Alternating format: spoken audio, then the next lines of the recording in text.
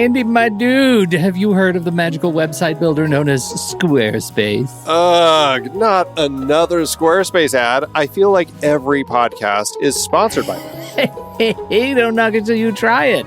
Yes, okay, it is overhyped, but actually it lives up to the hype. Squarespace is like a website fairy godmother. With a click of a button, your site transforms into a beautiful masterpiece. A website fairy godmother? That sounds interesting. What makes it so magical? Well, for starters, those slick templates make anyone look like a professional web designer. Pick one, customize the colors and fonts to match your brand, and voila. Plus, the drag and drop fluid engine is so easy, your grandma could build a site on Squarespace. Well, she did knit me a lovely scarf last Christmas. Maybe website design is next. Exactly. And when you're ready to sell your Nana's handmade scarves online, Squarespace has built-in e-commerce. Add a store with one click. Get flexible payment options. Then watch those sales roll in. And when she wants to teach others her steezy scarf skills, Squarespace's new courses feature is just the ticket. Nana can set up her curriculum and enrollments and payments in a snap and become the next e-knitting influencer. Oh, wow, you really sold me with the grandma angle. Sign me up for that free trial.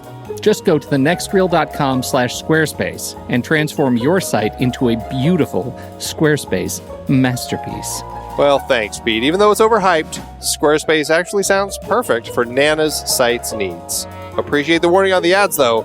I'll brace myself next time I listen to a podcast. Anytime. Let me know if you need any help getting that site up and running.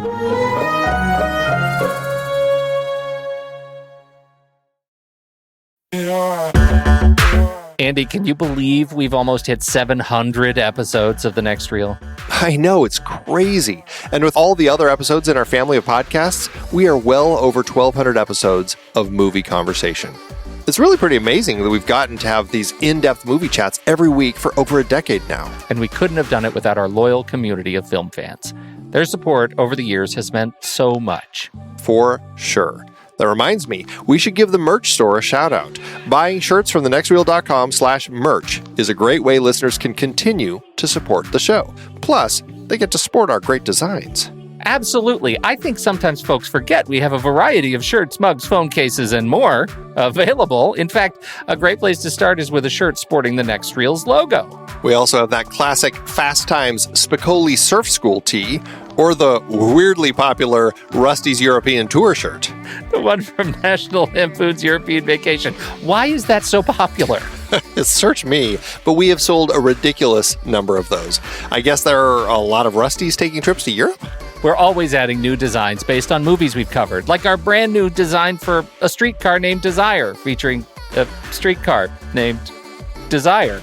So if you want to rep your love of TNR and films, head to thenextreel.com/merch. Every purchase helps us continue to have these weekly in-depth conversations. So visit thenextreel.com/merch today. And as always, thanks for listening and being a part of the Next Reel community. We've got lots more great movie chats coming your way. I'm Pete Wright. And I'm Andy Nelson. And this is The Next Reel. When the movie ends, our conversation begins. Silver Streak is over. It's time to get nasty with nasturtiums. George Caldwell is taking the Silver Streak to Chicago. First class? Yes, sir. Right this way. He's a busy publisher who's taking the train for one reason only. I just want to be bored. What do you publish? Oh, mostly nonfiction. Cookbooks, how-to-do-it books. It's very interesting. Are you married? Divorced. But in the next 3 days, he will fall in love. He will witness a murder and become involved in a bizarre international intrigue. From an innocent passenger, George Caldwell will become a victim, a man who will be forced to risk his life in order to save it. Hold it! Don't move or I'll shoot! Holy moly, you shot him! All right, mister. Just keep your hands where they are and we'll have no trouble. He will make a friend.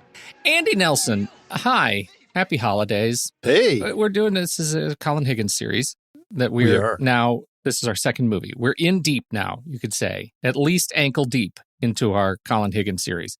And I will open the bidding with, I deeply enjoyed Silver Streak. All three movies that are crammed into this one, I enjoyed all three of them. What'd you think? How did it hit you? I had a great time. I had never seen this film. I feel like it's one of those movies where you see bits of in, highlight reels of, comedies or Wilder and Pryor moments, things like that. I just feel like there are elements that I have seen from this film, but I had never seen it. And I think that Colin Higgins and director Arthur Hiller really captured a great kind of thrill ride that has some laughs, but really just kind of keeps moving in the thrill aspect and the genre. And I thought they did a really great job with it. I mean, the comedy with Gene Wilder throughout this film just worked really well for me. So I had a really fun time with it. Now, they were trying to, or at least Higgins has said that he was trying to do a Hitchcock-esque thriller on a train, right? That was also a comedy. And in an interview, he said, I always wanted to get on a train and meet a blonde, and that never happened. So I wrote a script about it, and I think that's really charming. Now, for whatever reason, I think he's a funny guy. Now, the question is, does he deliver on the Hitchcock-esque thriller part? Like, did you find yourself suitably Hitchcocked? I think so. I think it's the sense of an everyman who gets into a situation way above his head, much like North by Northwest, and has to kind of figure out what's going on and how does he get himself out of this situation that is much bigger than he ever expected. I think it's a comedy. So I think it plays a little more for the laughs than necessarily creating a real interesting mystery. But then again, North by Northwest also is, like once you figure out the puzzle pieces, it's not really a mystery. It is just a thriller as you kind of learn what's going on. Yeah. And so to that end, I think Higgins does a good job of kind of blending the comedy, but creating a situation that, I think you could take the comedy out and it still is a pretty thrilling film. You still have a pretty straightforward through line of the journey for this character, George, as he gets into this situation and has to now try to resolve it because how he gets tied into it.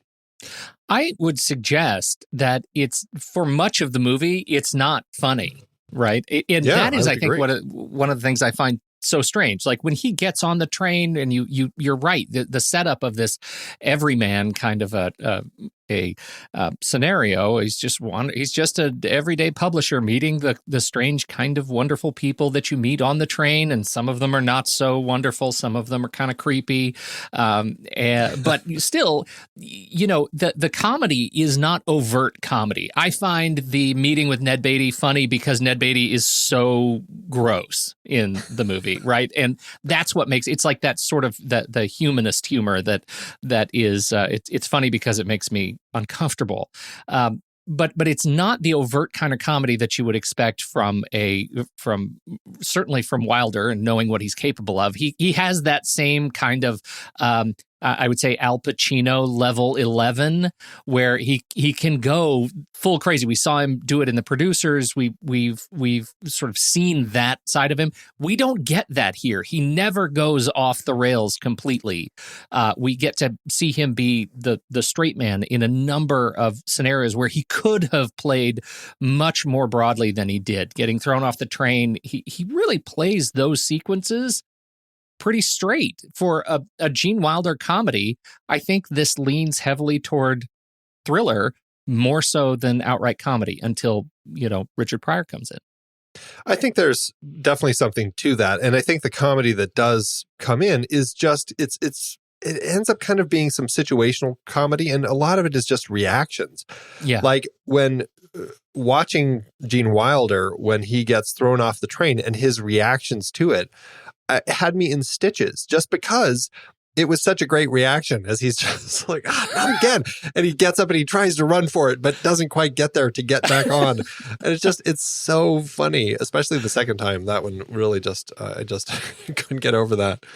But that was the one in the mountains? Was that the one where he gets hit by the train arm, the light arm? Right. And he gets swung off the side of it and falls.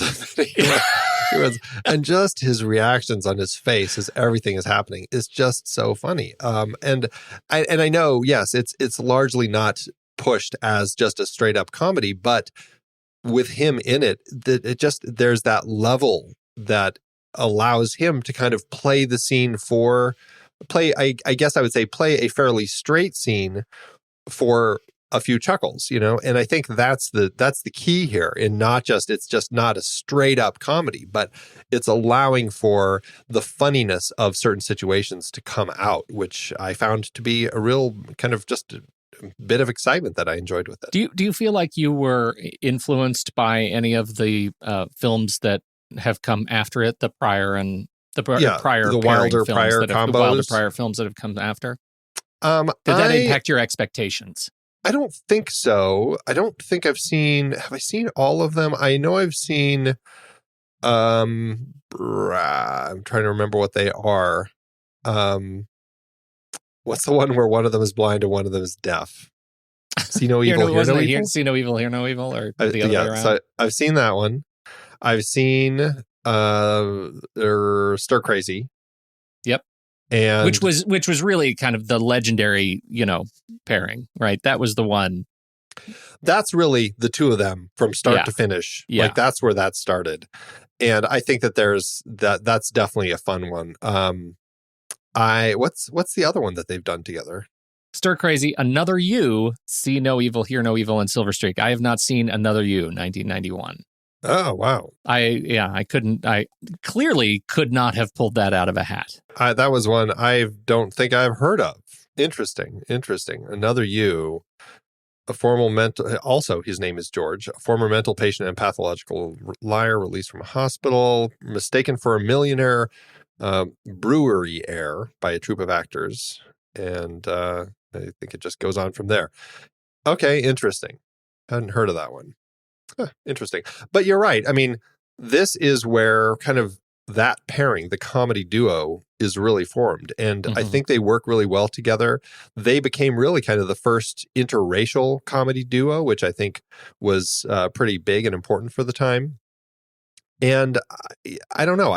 I felt like their comedy blended really well together. And it was fun seeing kind of them, riffing off of each other once they really kind of start going. Like as soon as you see Richard Pryor pop up in the backseat of the police car that Gene Wilder has stolen and is driving off with, and just their conversations and their reactions with one another. I mean, you can tell like they are two comedians who know how to kind of work with each other's comedy beats, and it just fit really nicely. Check me on this. My understanding is that Pryor's expanded role was, or I should say that Pryor's role was accidental.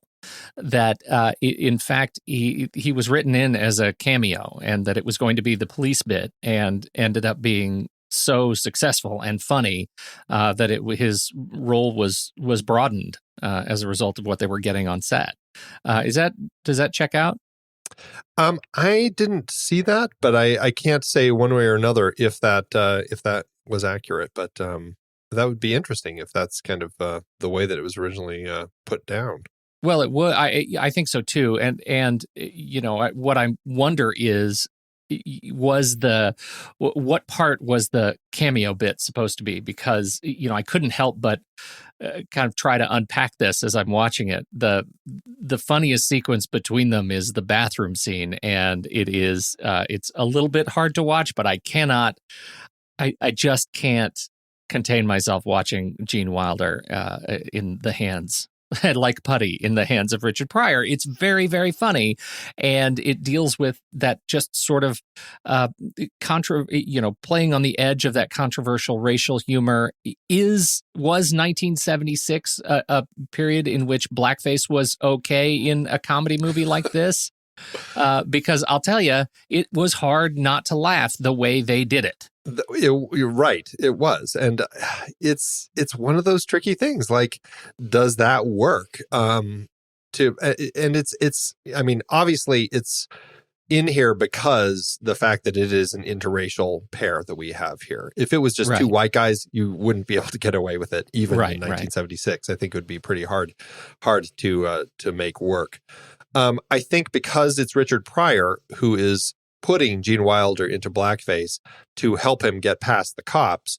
And I mean, Gene Wilder himself, or I should say his character George, is uncomfortable with it and having to go through with it just to get by these police. I guess it works in context of the story. It's still, I mean, and it's funny because Gene Wilder is so over the top at being terrible at what he's doing. It still makes me wonder. It's like, gosh, is it okay to kind of have these scenes in here still? I mean, it's 1976. Is it just not work anymore? Is this not a movie we should recommend anymore? I don't know. I feel like it was something that was happening. It's something that people have done. And I feel like it still plays. So I don't know. I'm really kind of torn because I think it is kind of funny in the way that they do it. Where do you stand on watching it with your kids, for example? Obviously, your kids might be at a place where they're not quite even ready for much of the movie. Maybe they are. I don't know. But, is that a sequence that you would let play for your kids?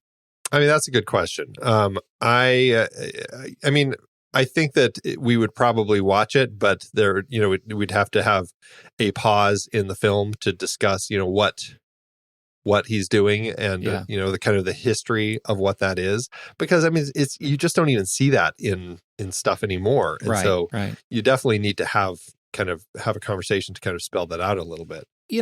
I wonder, I was not, 1976, I was not tracking Richard Pryor and his comedy. I was not, I was not following him until much later. So I don't have any sort of internal awareness of what kind of comedian he was at the time. Given the sort of brevity of his role in this film, it makes me think that he was, this was at the sort of beginning of what was evolving as his comedic personality. But he ended up being a comedian that pushed a lot of boundaries, right? And pushed on across a lot of lines. I even watching him doing press for this movie, watching him do a bit on Carson, Carson brings this up in the video. He says, here in the clip, he says, you notably use the N-word in your in this movie. How do you feel about that? Do other African-American entertainers, comedians, do they give you trouble? And he says, absolutely, they give me trouble. He says, what do you say to them? He says, I tell them to get the F out of my face, right? I don't engage. I don't say a thing. And I watch that. I'm thinking, well, that is an elegant sort of comedic diversionary tactic. And for a comedian that pushes boundaries, that makes sense to me. He's also a guy who immediately, when Carson asked, if you had $7 million to make a movie, how would you do it? And he immediately says, I'd make the whole thing with midgets. He says, I'd make it with midgets because they're little people and they eat half as much.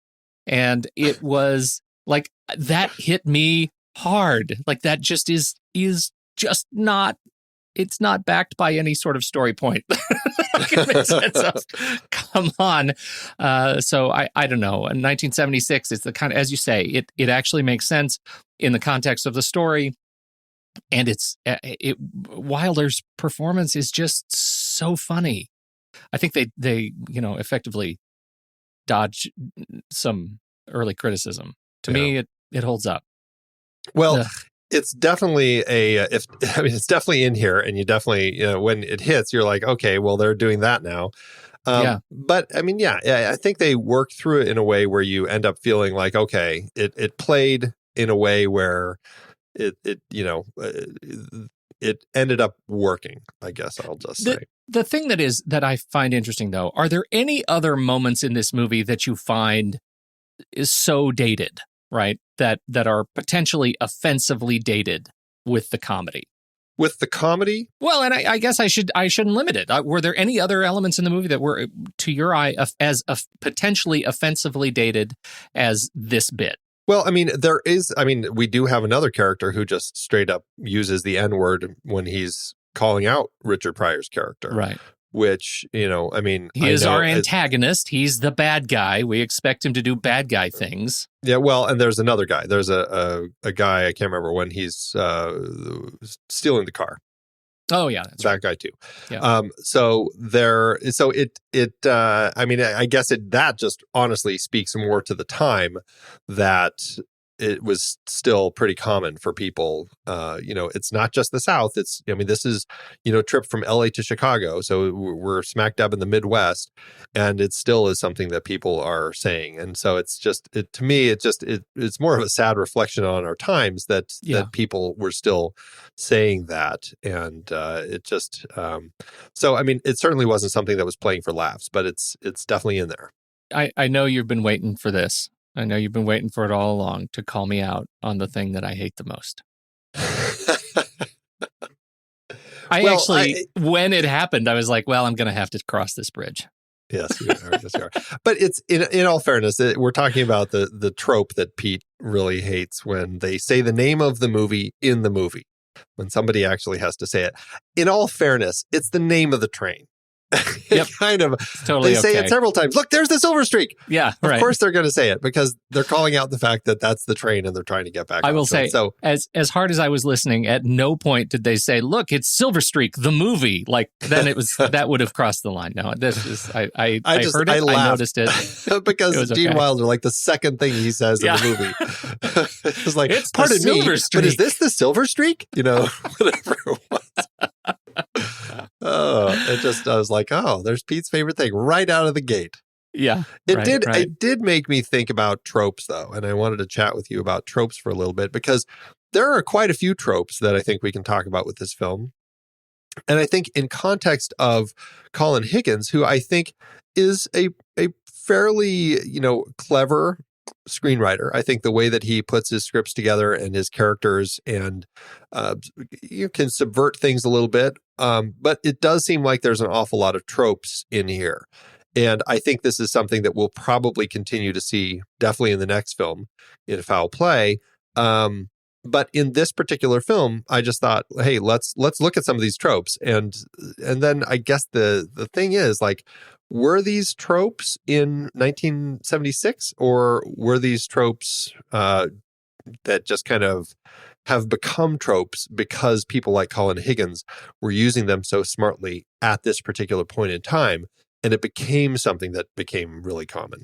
That's a really challenging question, I think. And I'm not sure that I don't feel like I have the research in front of me, but I will say the first one, which is the idea of the circle of misunderstandings, right? Right. And if we're talking about the same one, for me, it's the sequence where Wilder sits down with the police chief and he's trying to get the story out, right? Here are all the pieces and places, who shot who shot her. And that, I think, is a long-standing trope. Essentially, it's just a revision of Who's on First, the old Who's on First bit. It's a vaudeville gag, and it has the same sort of rhythm and meter and tempo, and I think it played very well in this context for me. It was hilarious in this film, as he's saying. He's just like, well, who's this person? Oh, he was killed too. So there's 3 bodies. Oh yeah, right, yeah. There's 3 dead bodies. Then who shot him? Well, I did. With a spear gun? It plays for laughs. And you're right. You're probably right. It is just standard comedy. And this, I think, to our point earlier, this is definitely a scene that plays for the comedy more so than just the straight up thriller, right?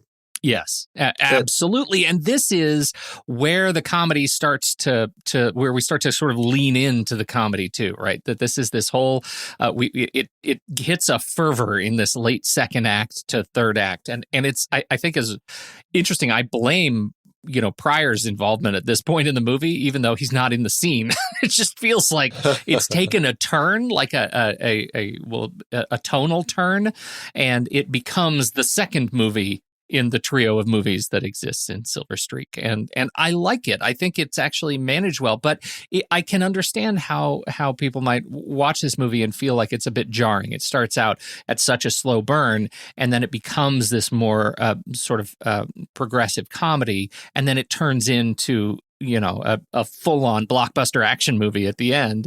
And so I think he manages Higgins, by way of of these little mini narrative arcs to string them all together in a way that keeps momentum up. It doesn't, and it builds, each sequence builds well on itself to get us to the end. But that's definitely a thing. That's really coming into play because you have Clifton James in that scene. Before we get Richard Pryor, who does kind of keep that comedy going, Clifton James is there. And he was very, in a lot of comedies right at that period of time. I mean, he had a very comedic character in a few of the James Bond films before and after this that I think became a little bit... I guess it was just before this, but it was...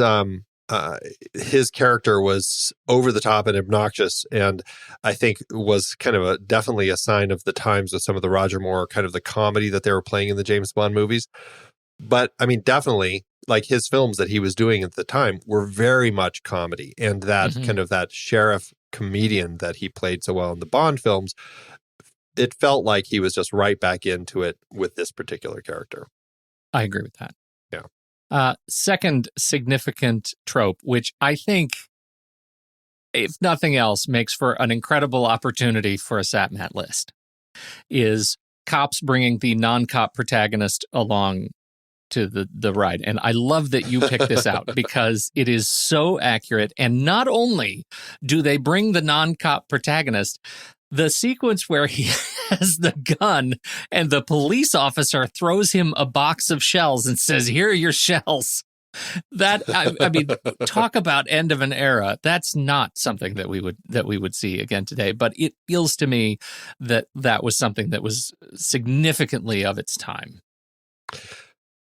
Well, of its time, but I mean, I think going along right back to Hitchcock and North by Northwest, which I feel like this pulls a lot from. I feel like, again, you have this agency that has Cary Grant's character stay as a part of this because now he's kind of this mistaken character, and they kind of almost force him into it. And so I think it works really well. So, and really, I mean, if you expand it beyond cop, it's really any figure of authority and presence in a scene that brings somebody who really normally shouldn't be there. And I immediately, like, we just saw Knives Out, and we have a guy who's a detective, and he's constantly bringing the other people along. Everywhere they go, he's bringing other people along. Police are always carrying other people around. So it's a lively trope, and I think that would be a fun one to play with. What else you got? This is one I think that I'm curious where this one started, but where your protagonist and this character that he kind of meets at some point on his journey is joining in, and then he says goodbye to that new friend who leaves, only to have that friend rejoin him right at the last minute to help save the day, just like Han Solo does in Star Wars, which comes out a year after this. So I feel like that has definitely become a trope, and it's like the last minute friend back to help sort of trope. Yeah, the guardian angel trope, right? That this is the save the day thing, and maybe that's the piece where they wrote Pryor back in because he was so great. I don't know, but it definitely in this movie it feels awkward to me that he is the saving angel here, that helps, because he literally comes out of nowhere, right? It's almost a jump scare when Wilder turns around and nearly, he has his gun out and they have a jump moment together. It's very awkward to see him back there again. I mean, they play it off fine, but it's not necessarily earned. It was one of those things, because I was wondering when he left, I'm like, is he going to come back? And if so, what's going to be his excuse? His excuse, right. The excuse was a little lame. Like, oh, you forgot your wallet, which I guess he had picked his pocket at some point because he was a thief, which I thought was a little strange. And he's like, you're a terrible thief. So I'm like, okay, it's a little weak, but it didn't bug me too much. I was fine with him showing back up. And a fantastic ticking time bomb that is the runaway train. Runaway train, absolutely. Which weirdly, like the thing that I immediately most go to, which isn't a train at all, but I feel like it was totally playing with this very trope, is Airplane. because you have the plane at the end as he's trying to stop it before it crashes. And so, but yeah, runaway trains. I mean, there's a movie called Runaway Train because it is a whole trope of, these trains that people are trying to stop before it crashes into something. What was that? What was that movie? That train movie it was the train, it was a runaway train. What was that called? Also Unstoppable or Broken Arrow or Money Train. There's an extensive list of runaway train. Didn't you just do a Buster Keaton series? Wasn't The General? The whole thing was a runaway train. Well, it's not a runaway train. He's trying to catch them. They stole his train and then they're chasing him. Yeah. Yes. I guess that's it's a little true. back and forth, but yeah. Yeah. That would be another actual fun list to talk about. Just great runaway train movies, unstoppable train movies, starring Chris Pine. And I guess they're not really runaway trains. I was thinking of the Taking of Pelham 1, 2, 3, but that's not really. There's not a train that's. But even Speed. Look at Speed. Yeah, the train Speed. ends up. You end up with a runaway train at the end of that one. They should just call it Trains Run Amok. Yes, they should. That's it. Whether they're running or chasing, they've run amok. So this will be something to continue to look at as we go. Because I don't feel that Colin Higgins was abusing any of these tropes or overusing anything. I feel like it's fine the way that it all plays in this film. Like, I didn't have issues saying, oh, it's so overdone. And I think that speaks to either his screenwriting or the fact that it felt like in 1976, this probably wasn't overdone yet. Mm-hmm. So, but it'll be interesting to see as the series continues, if we see more and more tropes popping up or if it's just something that is just kind of passed through this film. Can we talk about Ned Beatty for a minute? I love Ned Beatty so much. Does he overdo it here? And I'm asking for a friend. Are you were you debating these come on lines are pretty clever? Yes, that was it. Yes, as I was taking notes, detailed notes about the movement of the train. Is it okay that I laughed at that? Do you go all the way? Yeah, right. His lines were a little much, but He's honestly, so smarmy. The best part about it was that Jill Clayburgh came right back at it with more of them at the end. And are you hot? It's just great. I enjoyed their pairing very much. I had a great time watching them. This was the same year he did Network, one of our favorites. Yeah. That's right. It was funny just how he's an interesting sort of chameleon character, right? He did, and I think you could say the same thing about watching him in this movie versus watching him in Network that you'd say about even him in the first half of this movie and the second, right? When we discover that, in fact, he's been undercover all along and that he's not the guy we thought he was. He, for some reason, this goofy guy, he sells it for me. I had no problem buying that twist, going from the undercover guy who was playing such a broad character. It felt like an agent would, an agent in a broad comedy movie would do. Like I didn't have a problem with it. I didn't have a problem with it, but it did make me question it later. Going, okay, why is this guy okay, I take it back because it was Hilly. And he was hitting on her because it made sense because she was the secretary to the main guy that had these Rembrandt letters. So I guess it makes sense that he's hitting on her.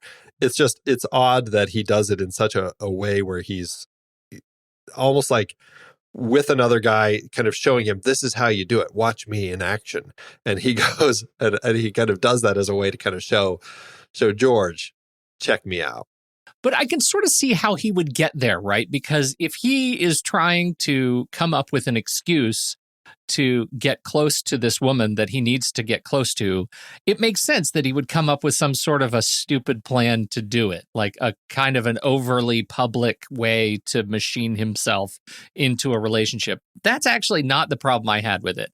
The problem I had with it is that if his intention is to get close to this woman, why would he go to her and use such terrible strategy, like such terrible lines to build a relationship with her, lines that are virtually guaranteed to get you shut down?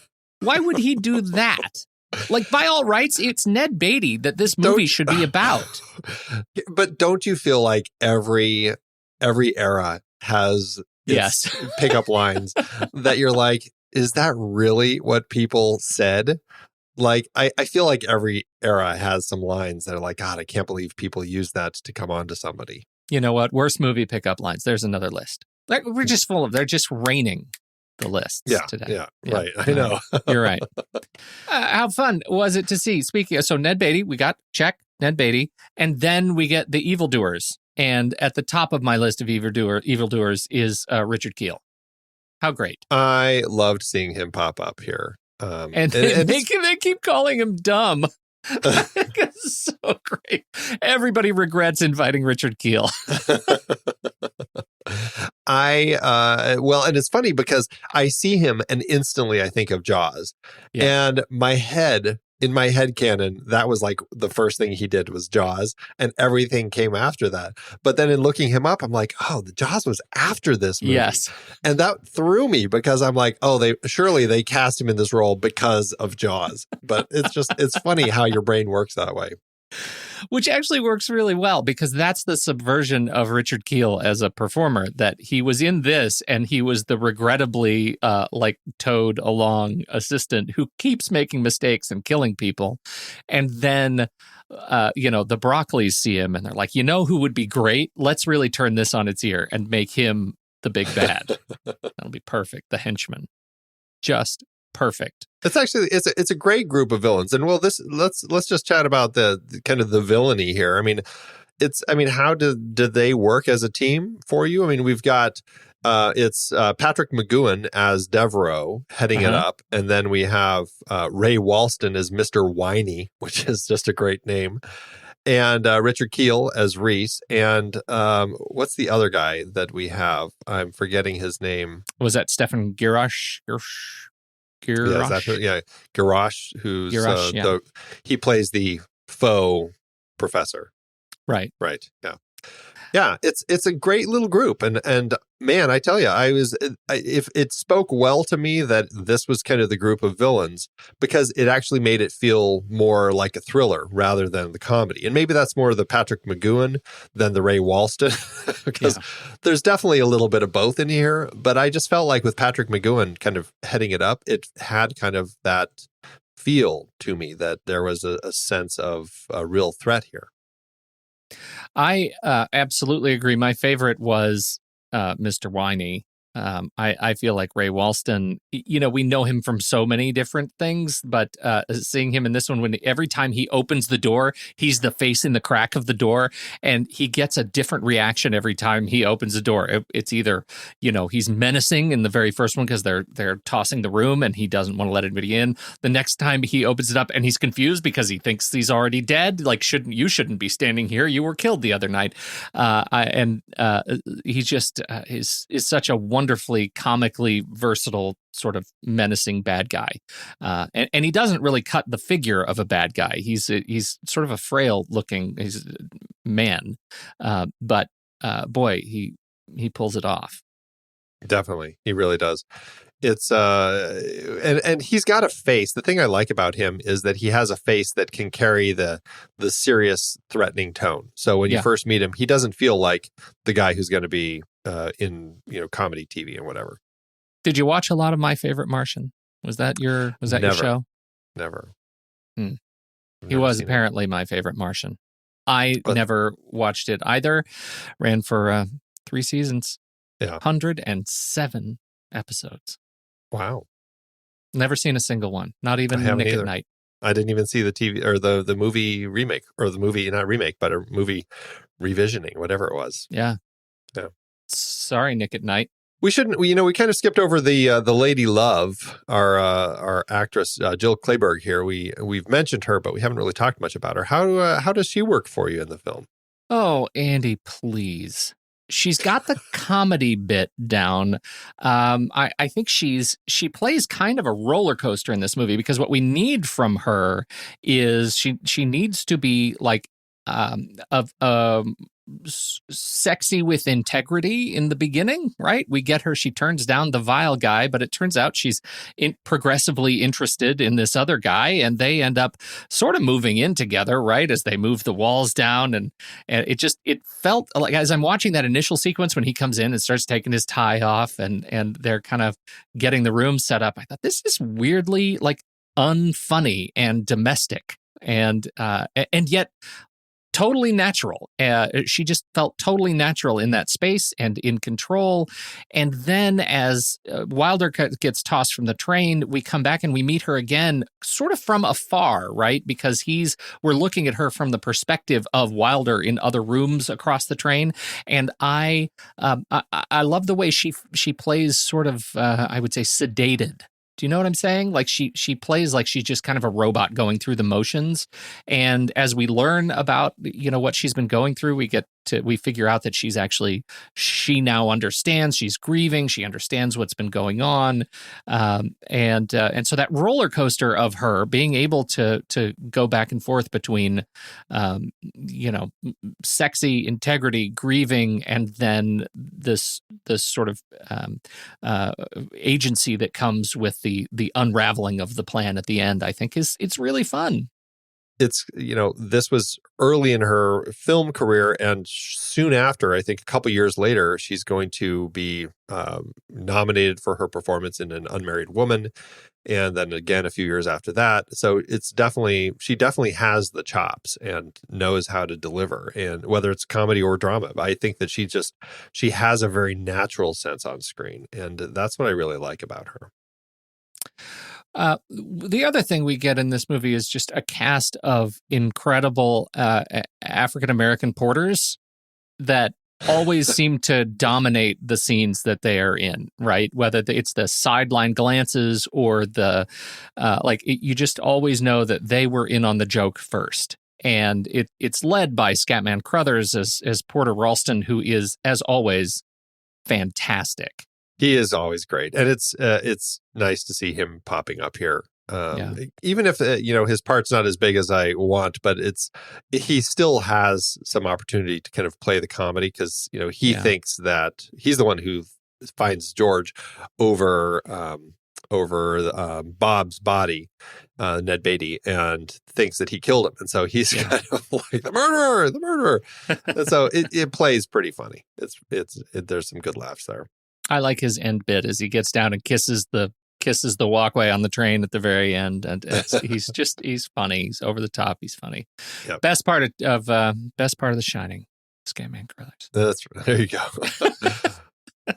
Are there any other faces that pop up? Because there's a few other faces that I see in the film that I'm like, oh, it's that. It's that person. There was one that I cannot let us stop talking without bringing up. It's one of my very favorite comic actors, and that is the incredibly multi-talented Fred Willard, who is, he's really in the sort of mockumentary crew, right? From Rob Reiner to Christopher Guest to he's in that kind of crew of comedians. He's also fantastic as Phil Dunphy's dad on Modern Family. I think he is an incredibly talented guy, and he is so young. He was in this movie as a child, a wee child, and so I had a great time seeing him again here. Who was your favorite? Fred Willard was great. Also, just have to call out Valerie Curtin, who pops up in here as she's credited as Plain Jane, which is it's so sad that that's how they would credit her. But they certainly play that up pretty strongly in this film, with kind of the awkwardness that she perpetually has every time that she shows up, wherever she is. She, I think most prominently, we talked about her when we did Alice Doesn't Live Here Anymore. Right. A few years back in an Ellen Burstyn series, but then she was also in All the President's Men.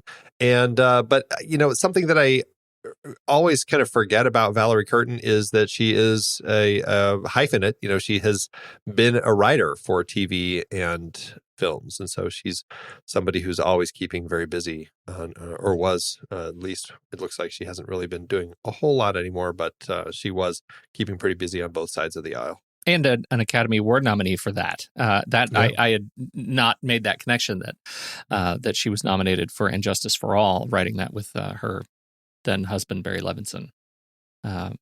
Very talented, funny placement in this movie. Do we have any more to say? We've talked about Arthur Hiller somewhat recently, as we had him in our last series, in the Steve Martin series.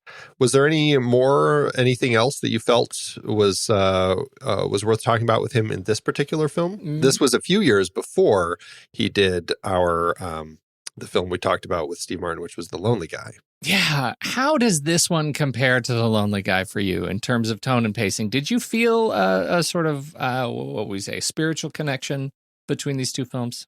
I don't know if I would say that, but or maybe I would, because Colin Higgins, I think he said about this film that if he had directed it, because we know, as we talked about on Harold and Maude last week, that Colin Higgins was looking to direct. He just was only seen as a writer, and as much as he was trying to direct, he didn't have quite enough clout yet. And he said about Silver Streak later in his career that if he had directed it, he would not have directed it just as the writer wrote it. And he felt that, which is funny because he wrote it, but he seemed to feel that Arthur Hiller pretty much just directed it straight off the page as it was there, and just kind of, warts and all, put it all out there. And I don't know, it made it sound like Higgins felt like in the finished film, it was what he wrote, but he seemed to think that there were probably ways he could have fixed some things to make it even stronger as if he were directing it. So I thought that was interesting, but I definitely felt like that could be said about The Lonely Guy, that it felt like it just was probably just straightforward directed exactly as it was put down there. That was the same comment that Pryor gave of working with Hiller, which was, normally he said, when I do a bit, like when I'm going in to do a film, they tell me, it's your turn. Here's your scene. Go ahead and do it. And there's just a lot of improvisation that he's used to. And this one, there was none of that. Every word that came out of his mouth was exactly as it was written on the page. And he said that was a very strange experience going in and having that, having to do that kind of work as an actor, somebody who's leans so heavily on his comedic improvisation. I kind of get that sense, but for me, this movie actually worked better than Lonely Guy, which I certainly would attribute to the strength of the script. I actually think that it was written well, competently. It has strength even in its sort of wandering as it wanders into the second act, and I found it more compelling than Lonely Guy interpretation of the Lonely Guy material. Yeah, I would agree. I definitely. I'm in that same camp, and I think it is just the script. And I mean, I think I ended up enjoying Lonely Guy more than you, but still, this I think is still the better experience between the two films. And it's interesting that Richard Pryor said that, because he would come back to work with him and Gene Wilder in See No Evil, Hear No Evil. Your mileage may vary on that film. Right. I want to call out David M. Walsh behind the camera, and I think in terms of David M. Walsh and Alfred Sweeney in production design, I think the camera was handled very well. And movies, as we've discussed, movies on trains are hard. Most of this was shot on a train in Canada, going across a part of Canada, and it's hard to figure out how to use the train in a way that actually makes sense and doesn't get you confused and loses a sense of place. When we talked about Murder on the Orient Express, there were so many shots that were like security camera shots it felt like force your reattachment to where we are on this tight in this tight experience. I didn't have that problem. The only time I would say I was challenged was figuring out when and where they had opened their two compartments between their bedrooms and when they hadn't. The dance between the two doors that opened between compartments, I felt like got a little lost in the shuffle. But overall, I feel like it was shot very well. Yeah, and I think that holds very true. You're right. It's doing the whole sort of thing where you're getting around to train and everything. They do a great job here, and it always. I feel like we're chugging along. They do a great job of making me feel like we're really kind of traveling from LA to Chicago with these guys. I appreciate your use of chugging along in this movie. Well played. Well played. Stunts by Mickey Gilbert. Mickey Gilbert, stunt coordinator, was also Gene Wilder's double. What do we think of Mickey Gilbert? I just wanted to call out the stunts in this film because this was what I found really interesting as I was watching this movie is I kept looking at these actors and going, that's not like I can tell, like I'm staring right into the face of Gene Wilder and he is hanging off the side of a moving train. And Richard Pryor is holding on to him. And I can tell it's Richard Pryor. Like, we're close enough where I can see that these are the actual actors. And so I've been trying to find, like, were these guys actually doing their own stunts? And sure enough, this was something that I guess I honestly don't know if it was because of this or if it was just something that Gene Wilder had found in context of what he was doing. But, he had heard how Buster Keaton would do his own stunts. And so they ended up kind of doing a lot of their own stunts on this film. And so when he is hanging out the door, trying to uncouple the train going 50 miles an hour with Richard Pryor holding onto him by his belt, that's really what the two of them were doing. And Wilder says the telephone poles went past a lot faster at 50 miles an hour than they did at 10 miles an hour because they were rehearsing at 10 miles and then shooting it at 50 miles an hour. That's crazy. I know. And Richard Pryor was just like, he said, I'm thinking one slip of my foot and goodbye, Gene. But they just really kind of put their mind to it and did all of this stuff. So like, I mean, you see them on top of the train, they're sometimes moving across the tops of trains and all this stuff. And it's like really impressive. So I'm curious now, how many scenes did he actually need to have his stunt double step in versus actually doing some of this stuff himself, which is really impressive. That it is crazy. Getting as close as they got to the trains to shoot a lot of these scenes made me deeply uncomfortable. I'm not crazy about that. You got to keep your distance from the trains, people. It just, watching this made me, I instantly in my head, when I'm seeing train scenes now, I go right back to the scene I think we talked about when we were doing The Good, the Bad, and the Ugly. And we have Eli Wallach as he's trying to he's trying to do something right next to a train that's moving, and there's a little bar that's hanging off of the train, and his head, if his head was like 6 inches higher, that little bar that you could barely see would have totally just killed him. Yes, but through he his happened head. to be would have gone right through his head. But luckily, he was low enough where it didn't hit him. But he's like putting his life in the hands of the crazy director. And so you got to ask yourself, is the movie that good? Yeah, is the movie that good? Is it going to be worth it? Yeah. Is it going to be worth it? And music by Henry Mancini. Oh, Henry. I know everybody always thinks of Pink Panther with Mancini, but this is the theme for this is one that I feel like I've just heard a lot. And I don't know why. I don't know if it's something that has come up before, but every time it kicks in, I'm like, oh, this is that theme. And so I feel like it's maybe a theme that has been used in some montages during the Oscars or something. I just don't know, but it's definitely a theme that I had heard before. And it was never released as a soundtrack at the time. It wasn't until 2002 that it was finally released. So strange that it took so long to release the soundtrack for this one. I haven't listened to the soundtrack all at once, but I did have a thought as I'm watching the movie that it feels like that it wasn't terribly consistent. Like he was all over the place. It felt like very much like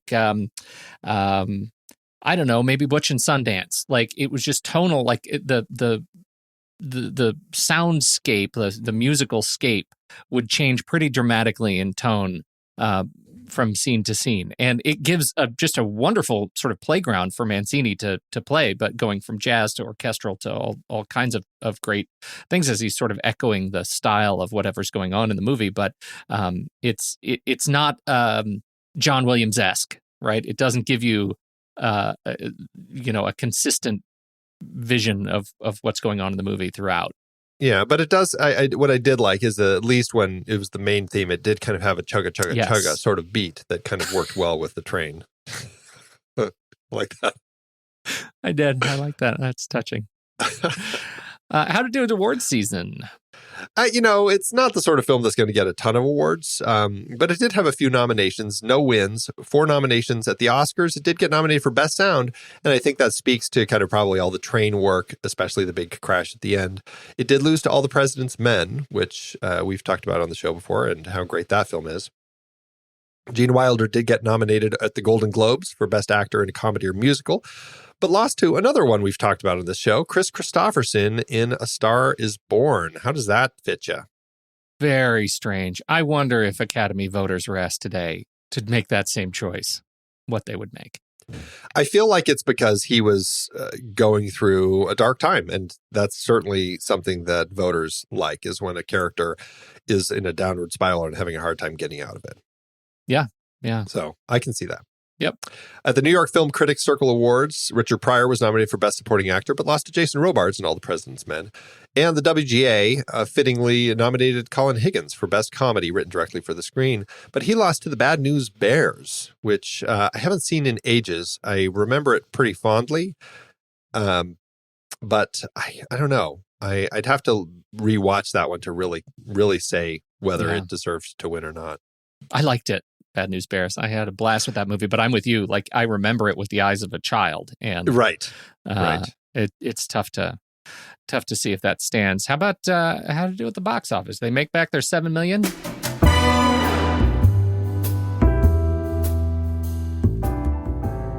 Well, Hiller's film, based on Higgins' script, cost $6.5 million to make, which is about $29.2 million in today's dollars. The movie opened December 8th, 1976, opposite another movie we've talked about on the show before and just mentioned, the Streisand-Christopherson A Star is Born. This film was a huge success, but not as huge as its competition. This film did end up as the 8th highest grossing film of the year, however, earning just over $51 million, or almost $230 million in today's dollars. That gives the film an adjusted profit per finished minute of $1.7 million. A great turnout for Hiller, Higgins, Pryor, and Wilder, and a great start for the Pryor-Wilder pairings to come. Well, this was a terrific way to continue our series of Colin Higgins movies. I feel like we're getting lucky, Andy. Getting lucky. Or we picked well. Or we... Maybe. Could you say we've learned? We can be taught. Or yes, we can be taught. Did Colin Higgins ever do a Robin Hood movie? That's what I want to know. Did we miss anything in there? I think this was a great and fun experience. It didn't blow the doors off of my flick chart, but it did well for itself. So I'm excited to see how the ranking turns out. Are you ready? I am ready. Head over to flickchart.com/thenextreel. You'll see all the movies we've talked about on this very show. If you swipe over in your show notes and you tap Flickchart, it'll take you to this very movie, where you can add it to your own catalog and see how it stands up against ours. Andrew? All right, dropping it into the mix. We've got Silver Streak or The Lion in Winter. Which do we prefer? It's a tough start because I feel like The Lion in Winter is really the one that should win here because I feel it's probably the better film.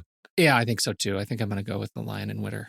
I just hate dropping Silver Streak into the bottom half of our list here, but what are you going to do? If it ends up at the top of the bottom half, Andy, the top of the bottom half. Top of the bottom to you. All right, Silver Streak or Stripes. Silver Streak for me. I'll give you Silver Streaks. Silver Streaks. Silver Streaks.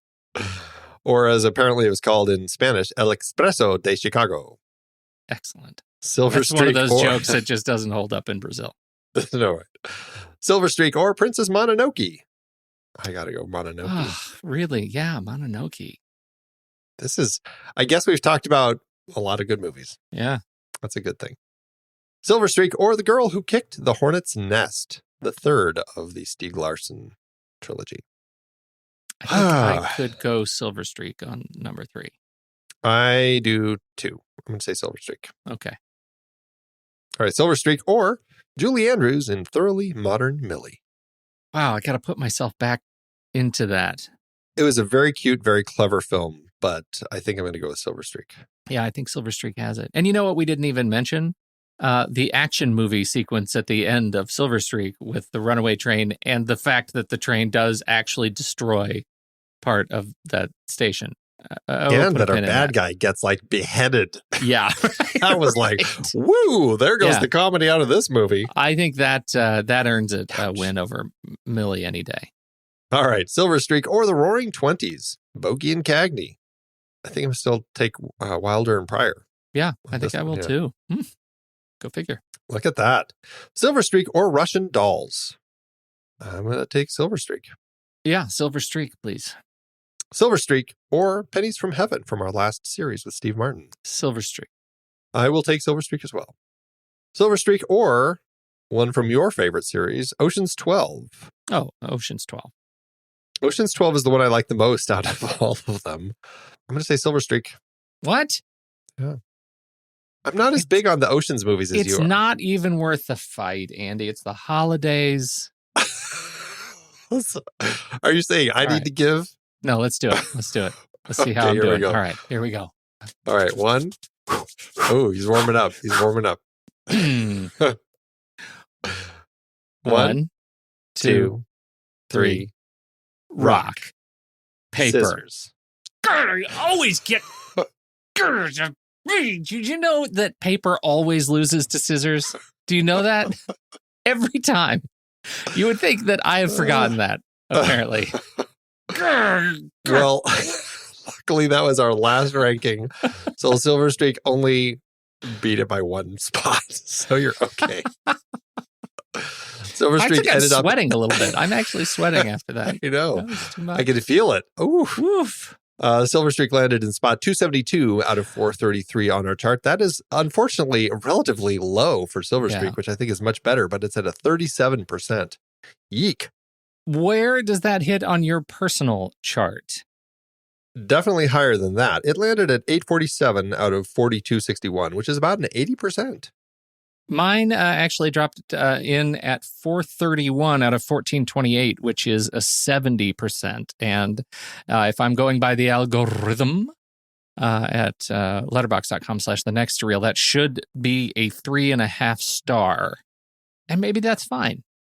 Maybe that's fine. It is a 4-star for me. I really enjoyed this. Yeah. I did too. I really enjoyed it. But again, like that's what I'm saying. Like it didn't blow the doors off of my flick chart. I watched it at the end. I'm like, I'm going to watch this movie again, and I'm going to share it with some people because it's good. It's funny. It's adorable. But I think I'm going to stick with the 3.5 star. We'll see how it ages up. Yeah, and I'll see how it ages too. I didn't have this ranked before. It was. I just hadn't gotten to it, so sure. I don't know how it would have changed, but it fit. I think it fit my memory. It lived up to my memory. I was not disappointed by rewatching it. Gene Wilder is what makes this film for me. Like, just watching him was just a treasure. So I had a great time. So I'm okay with the 4-star. It may drop a little bit over time. I can't see it really going higher. I feel like that's a pretty good, comfortable spot for it. Yeah. So we'll see. We'll see how it goes. So where does that take us from here in our Colin Higgins series? We're going to be looking at his next film with Goldie Hawn and Chevy Chase, 1978's Foul Play, and this is where Colin Higgins finally gets to start directing. So that changes things. That changes the tone of things. I think now that we get him in the director's chair, I'm excited to see how this shakes up. Has he learned anything, Andy? Has he learned anything? I guess we'll find out it's next a 6.8. 6.8 out on the IMDb star scale. So apparently people think it's good. When the movie ends, our conversation begins.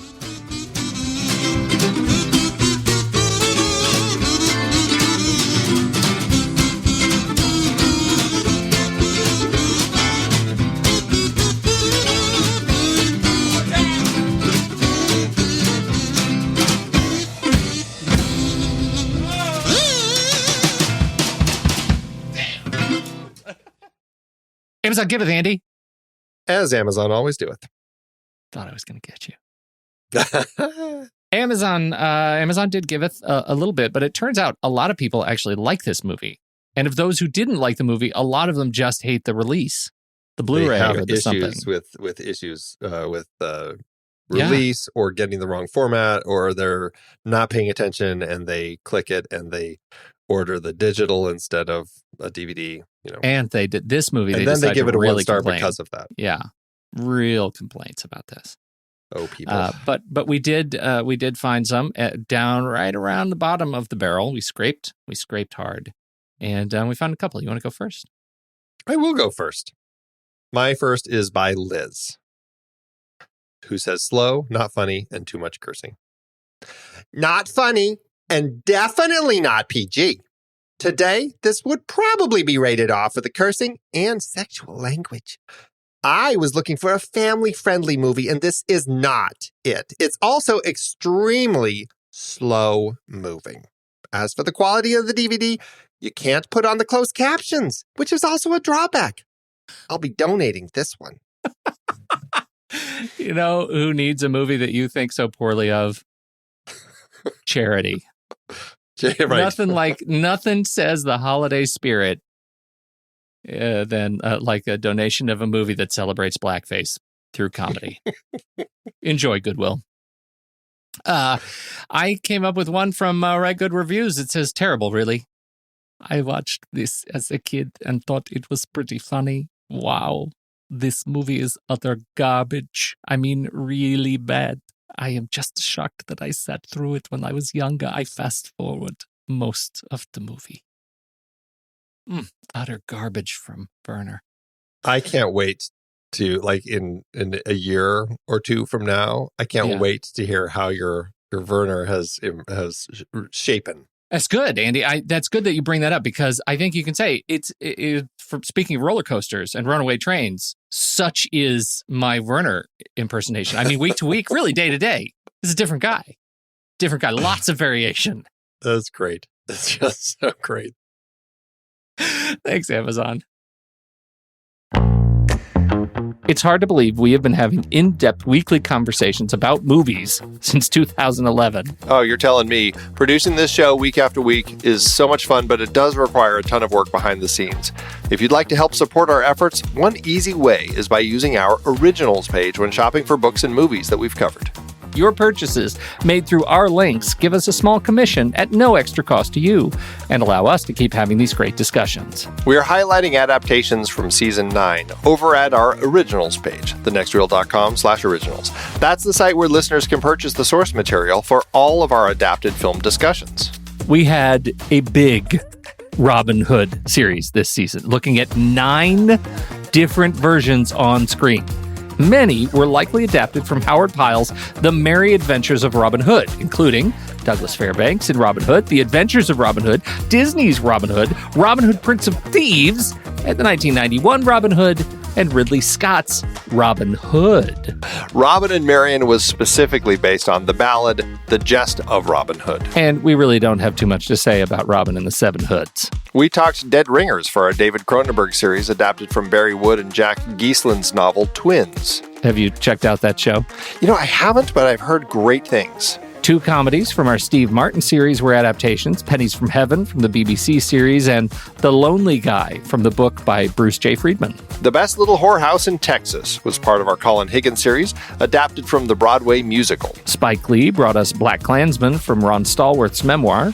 And we looked at a trio of John le Carré adaptations, The Spy Who Came In From the Cold, The Little Drummer Girl, and Tinker Tailor Soldier Spy. Plus, all 3 movies in our Agnieszka Holland series were based on books, Europa, In Darkness, and Spore. La Cage aux Folles and its remake The Birdcage both came from Jean Poiret's original play. We also talked about Arsenic and Old Lace and Charade in our Cary Grant series. All of these were based on other material, and it is all available on our Originals page, thenextreel.com/originals. Every book purchased supports the podcast. Get the full list of adaptations we've covered and start your next read today at thenextreel.com/originals.